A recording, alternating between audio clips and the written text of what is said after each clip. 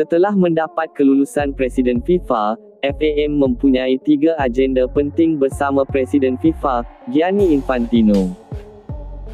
Tetapi, sebelum kita meneruskan, jangan lupa untuk like, komen dan subscribe saluran ini, supaya anda tidak terlepas maklumat mengenai sukan bola sepak setiap harinya.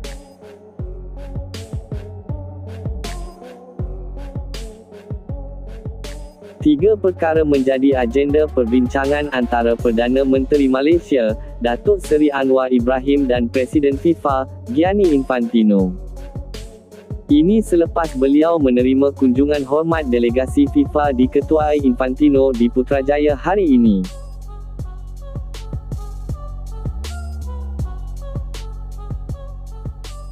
Antara perkara yang dibincangkan dua figura itu ialah pengukuhan ekosistem bola sepak Malaysia dan ASEAN dan Perjanjian Pembangunan Bola Sepak ASEAN FIFA.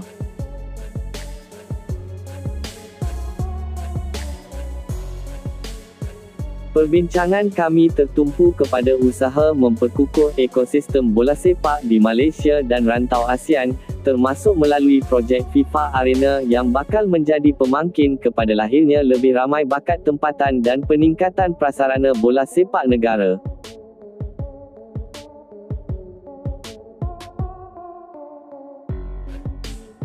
Kami turut menyentuh mengenai Perjanjian Pembangunan Bola Sepak ASEAN FIFA yang merupakan satu langkah strategik membuka lembaran baharu ke arah menjadikan rantau ini sebagai kuasa bola sepak yang disegani di peringkat global, katanya.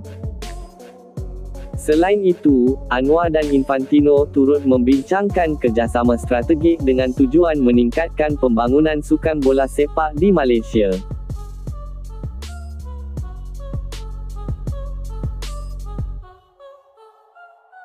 Malaysia akan terus memberi tumpuan kepada pembangunan bola sepak melalui peningkatan kemudahan, latihan berstruktur serta kerjasama strategik bersama FIFA sebagai langkah penting untuk melahirkan generasi baharu pemain berbakat, memperkukuh ekosistem sukan profesional dan mengangkat nama negara sebagai hub pembangunan bola sepak serantau, ujarnya.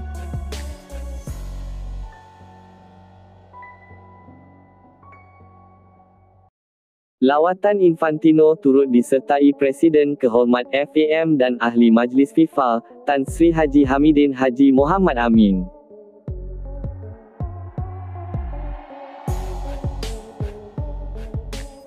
Antara figura lain yang menyertai pertemuan tersebut ialah Menteri Belia dan Sukan, Hannah Yeoh dan Pemangku Presiden FAM, Datuk Wira Yusof Mahadi.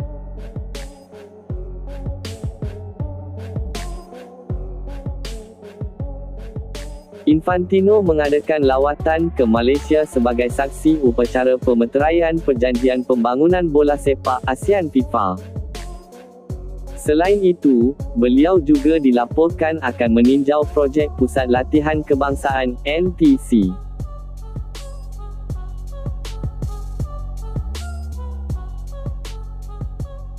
Projek tersebut direalisasikan menerusi dana FIFA dan Kerajaan Malaysia menerusi Kementerian Belia dan Sukan (KBS).